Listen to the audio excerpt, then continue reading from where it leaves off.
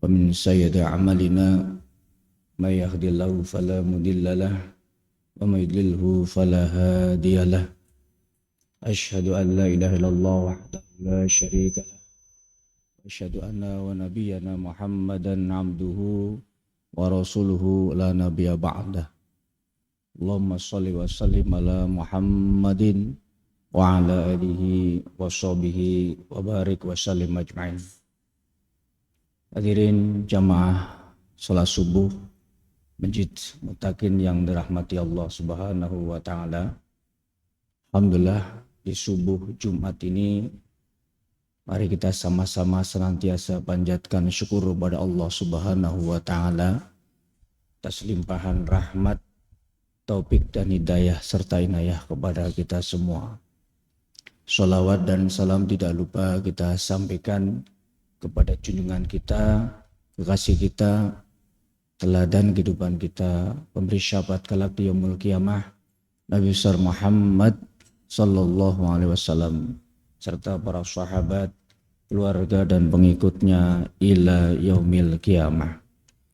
Hadirin jamaah salat subuh yang dirahmati Allah SWT, sebelum kita mengingat kembali hadis-hadis Rasul maupun juga ayat Al-Quran, mari sebagai bagian daripada umat Islam kita sama-sama senantiasa mendoakan kepada saudara kita di Palestina maupun yang sekarang ada di Sudan ataupun tempat-tempat yang lainnya.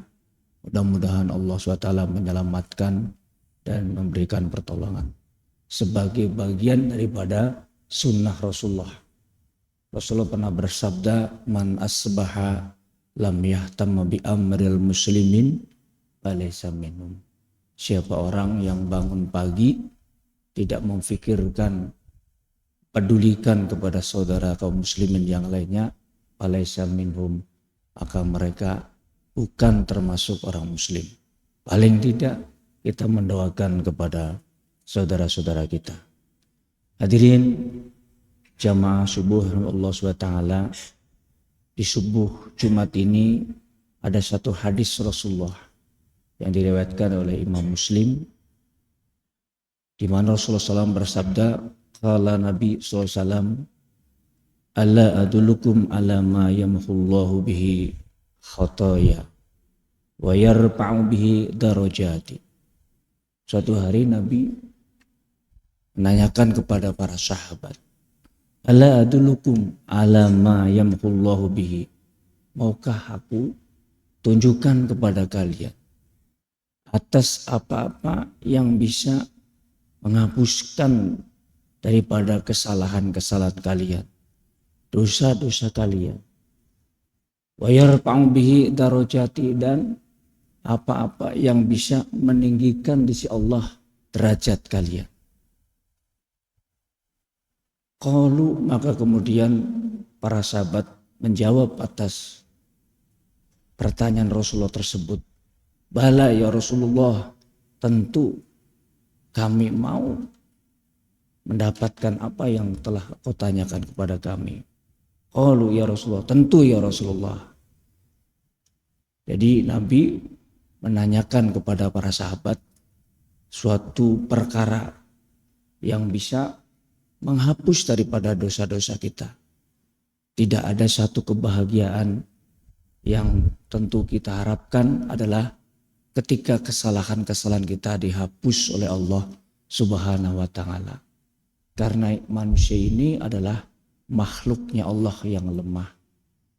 Al insanu mal khata wa nisyan. Bahwasanya manusia ini adalah tempatnya salah dan tempatnya lupa. Manusia bukan malaikat. Oleh karena itu salah kalau kemudian mendudukkan para ustadz misalkan atau para alim misalkan sebagaimana manusia yang suci, gak pernah salah. Jangankan kita, para pendahulu kita juga, para sahabat, ada kesalahan-kesalahan yang dilakukan. Oleh karena itu maka tentu sangat bersyukur ketika kita dihapus oleh Allah dosa-dosanya, karena tidak ada manusia yang tidak pernah salah melakukan suatu perbuatan dosa. Maka kemudian para sahabat menjawab, bala ya Rasulullah, tentu ya Rasulullah. Maka Rasulullah kemudian mengatakan, qala, Rasulullah kemudian bersabda kembali, ada 3 perkara yang bisa menghapus dosa-dosa kita dan senantiasa meninggikan derajat kita dari Allah SWT. Qala isbahul wudu alal makarihi wa kasratul khuta ilal masajid wa intidharu salat ba'da salat. Fadzalikum ribatu. Ujar Nabi, 3 perkara yang akan menghapus dosa-dosa kita dan meninggikan derajat kita di sisi Allah SWT. Yang pertama adalah isbahul wudu'i alal makarih, menyempurnakan daripada wudu kita alal makarih, pada saat di mana kita berat melakukannya. Para ulama menyebutkan di saat-saat waktu yang kita ngalih untuk menggawinya. Ujar para ulama, di antara waktu yang paling berat itu adalah pada waktu subuh. Pada waktu pagi seperti ini. Makanya jangan heran di mana-mana kalau waktu subuh jamaahnya berkurang. Tapi alhamdulillah di Mutakin ini ulun lihat jamaahnya tidak berkurang, alhamdulillah. Berarti mudah-mudahan kita termasuk orang-orang yang disebut oleh Allah sebagai kelompok yang Allah akan hapus dosa-dosa kita dan Allah tinggikan derajat kita. Hadirin rahimakumullah. Bahkan Nabi menyebutkan siapa yang bisa mendapatkan kesempatan ibadah pada saat subuh, maka mereka mendapatkan berbagai macam kemuliaan yang tidak disebutkan oleh Rasul pada waktu-waktu yang lain.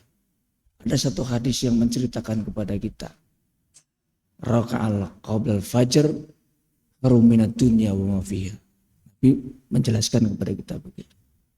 2 rakaat salat sunat fajar atau qabla subuh khairum minad dunya wa ma fiha.